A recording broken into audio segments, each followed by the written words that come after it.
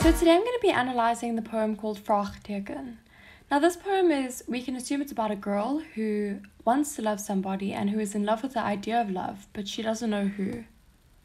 This is why the title of the poem is so effective, because Vraagteken means question mark, so it is asking her, who does she want to love? Who does she love? Who is she talking about? She doesn't even know herself, which is why it's a question to everybody. This boy that she's talking about will probably enter her life later on, but right now she's just in love with the idea of love. In the first stanza, which is the eerste strofe, we can see that all the things that she is describing is nie permanent nie, which is not permanent.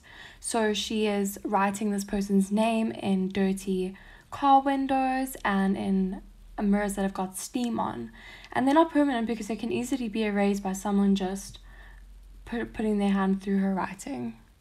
As well as these things not being permanent, they also are not public displays of affection.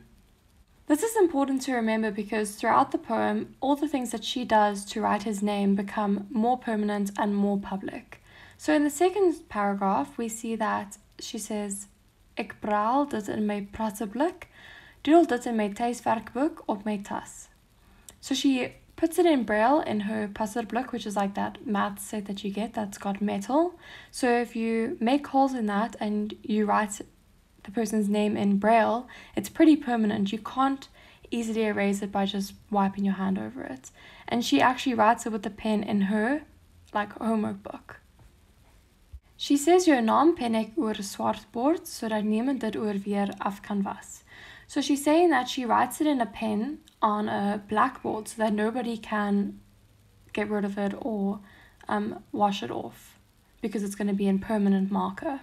So that just again shows that it's more permanent. It's not as easy to get rid of as just writing it on a dirty car window or in a mirror. The speaker also talks about braille, which is really effective because braille is the language of the blind. So she's saying that she's writing this person's name in braille so that if the person that she is going to love someday happens to be blind, he will still be able to read it. It is the language of the blind. It's also important to note that by writing on the blackboard, that is a very public display of affection, so more so than everything that she did in the first paragraph. And this just progresses into the third paragraph where she says that the second line says, dra dit soos kraartjies om my nek. So she wears his name like beads on her neck, which is very public because if she's wearing a necklace with his name on, she's walking around and letting everybody see it. And it's also quite effective because if she's wearing his name on her neck, it's very close to her heart. There's multiple things pointing to the fact that this speaker is a girl, such as the fact that girls are stereotypically more emotional than boys, which is why she's so in love with the idea of love even though she's so young. Most boys wouldn't really be thinking about that.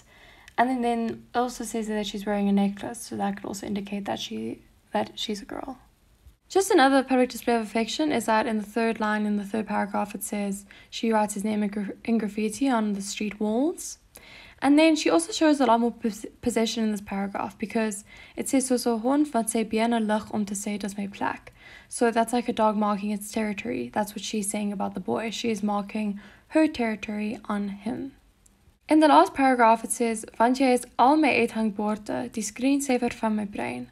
So that's the most public display of affection that we can see here. His name is on notice boards. It's a screensaver of her brain, which means that she is thinking about him all the time. So then her love for him also gets a lot more permanent when she says, tattoo merk op my hart. So his name is tattooed onto her heart now.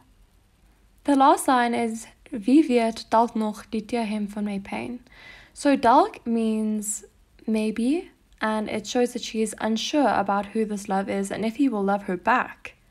And the teerhem van my pain, so she's very scared that the boy will break her heart.